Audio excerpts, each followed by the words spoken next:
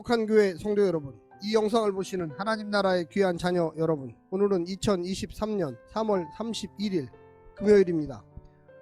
오늘 매일성경 본문에서는 이제 예수님의 십자가 죽음이 앞으로 다가왔습니다.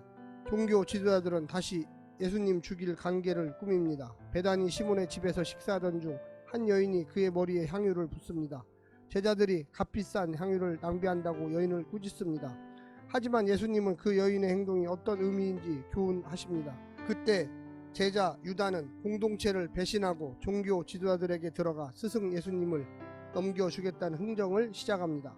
오늘 본문을 나누어 보겠습니다. 마태복음 26장 1절부터 5절, 인자의 넘어짐 예고와 종교 지도자들의 모의, 예수님의 예고, 예수님을 죽이려는 종교 지도자들의 의논, 6절부터 13절, 향유를 부은 여인, 예수님의 머리에 향유를 부은 한 여인, 제자들의 분개, 예수님의 가르침, 14절부터 16절, 유다의 배신. 오늘 본문 마태복음 26장 1절부터 16절 말씀을 듣고 다시 오겠습니다.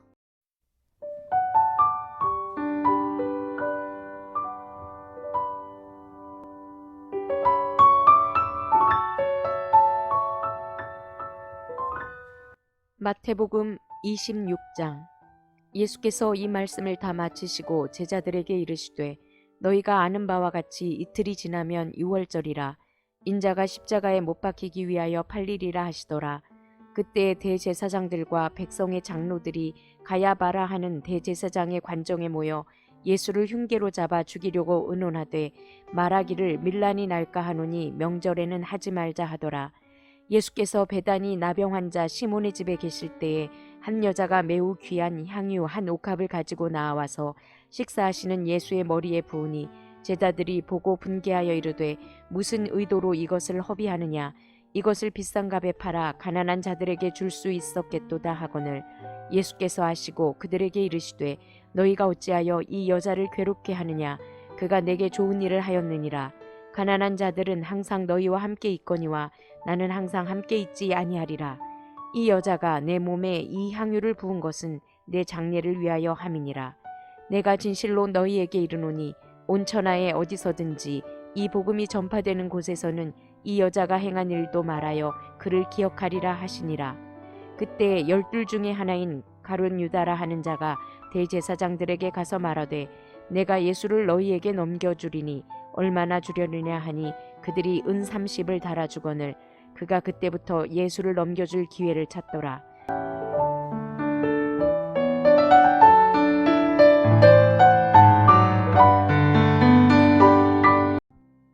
마지막 5번째 가르침의 끝을 알리는 표현, 예수께서 이 말씀을 마치시고가 등장합니다. 이제부터 마태복음의 절정인 순환과 부활 기사가 나머지 이야기를 채울 것입니다. 본 단락은 그 거대한 마지막 서사의 전주곡입니다. 가장 높은 권력의 종교 지도자들이 다시 한번 예수님을 죽일 흉계를 꾸밉니다. 뜻밖의 유다가 찾아와 예수님을 넘겨주겠다고 합니다. 이야기적으로 분리된 이 두 사건 사이로 한 여인의 이야기가 파고듭니다. 마태는 종교 지도자들의 흉계와 유다의 배신 사이에 여인의 향유 사건을 배치함으로 아주 특별한 의미를 선사하고 있습니다. 오늘 본문을 세 부분으로 나누어 자세히 설명드리겠습니다. 첫 번째, 때가 거의 다 되었다.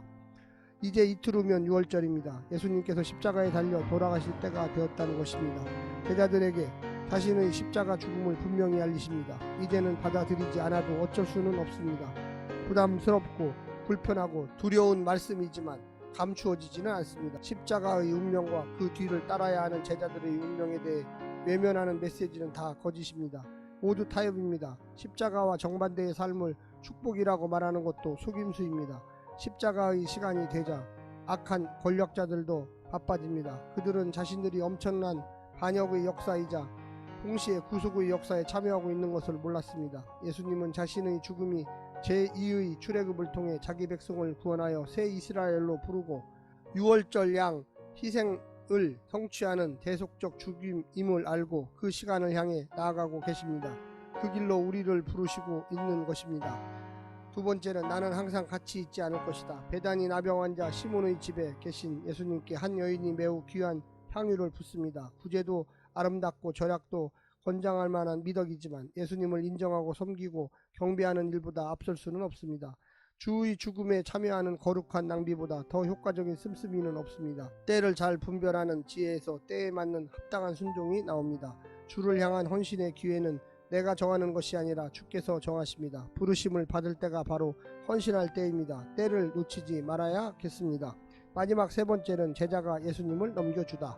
여인이 돈을 아끼지 않고 값비싼 향유를 주께 드렸다면 제자 중 가룟 유다는 헐값에 예수님을 팔아 넘겼습니다.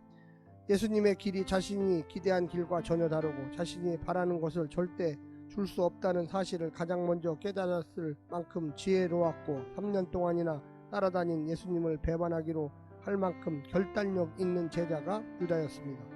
하지만 그 지혜와 결단은 무지에 근거한 것입니다. 이제라도 수지 맞는 결정을 한다고 생각했겠지만 가장 어리석은 결정을 한 사람이 되고 말았습니다.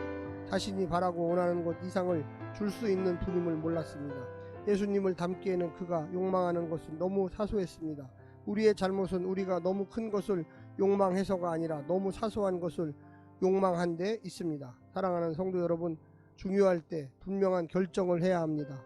예수님 중심으로 결정하시기를 간절히 부탁합니다. 내 중심, 내 생각, 내 경험을 그곳에 놓지 말아 주십시오. 하나님의 뜻을 바라보시고 하나님의 생각이 무엇인지 묵상하시기를 간절히 부탁드립니다. 오늘 하루도 승리하십시오. 샬롬.